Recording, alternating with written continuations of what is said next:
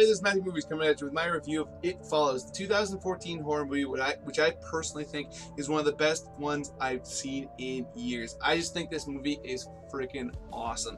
I think it was so well told, such a simple but creepy concept, and really plays on one of the things that I've liked a lot in other classic horror movies, specifically in the zombie genre. A lot of people talk about how there's fast-moving zombies and slow-moving zombies.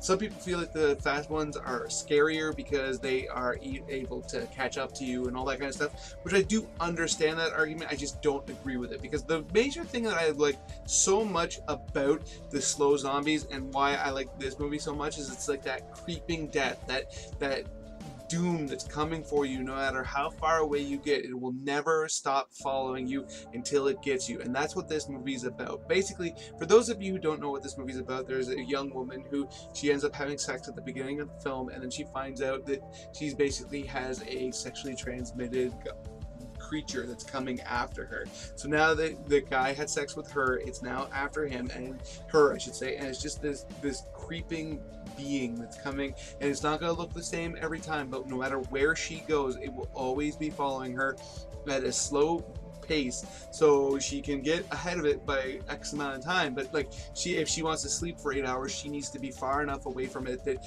it won't catch up with her in X amount of time, 8 hours in that case. So it's always coming after her no matter what she does, no matter where she goes, and it's such a creepy idea to me, and it works so well. Like, there's moments where she goes in a pool and it follows her into the pool, and it follows her to the beach, and it follows her into her home wherever she goes. The main character is played by, don't scrutinize my pronunciation here, played by a young woman by the name of Maika Monroe, and clearly I'm looking it up here because there's two actors that I want to talk about in this film, neither of which whose name I know off the top of my head. Both I thought were great. I think she did a phenomenal job in this movie. I think she was great because she was very somebody you could really empathize with. But she wasn't like super flashy. She was the type of person that you felt like protecting. She didn't seem like a leader per se, but you could understand why a lot of the characters around her wanted to help her and cared about her so much, which I thought was a real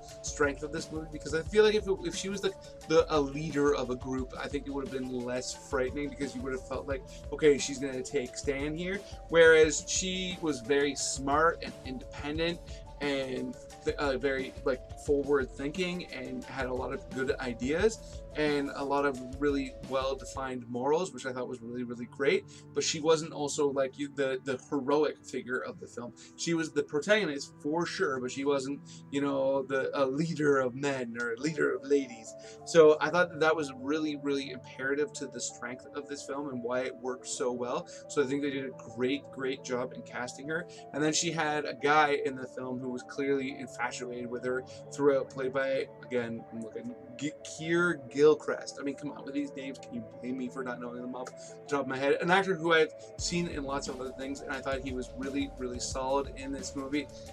And basically, he's willing to do pretty much anything to help her out, and you see how far that goes throughout the movie. And I thought their dynamic was really imperative also to the story, because having somebody, you had a lot of friends with her throughout it that you could tell really had her back, but he was there through thick and thin, life and death, and he would have given up whatever to help her. And I thought that was really cool, because it also gave you an idea of what she was willing to do in order to save herself, who she was willing to throw under the bus, even if they were willing. And it's also set up that if, let's say, she sleeps with him and he gets caught, that it will now go immediately back to her. So where does she draw the line, both morally and also practically? Because does she think that he's the one that's going to be able to keep this creature at bay for an extended period of time? It was very thought-provoking and very interesting.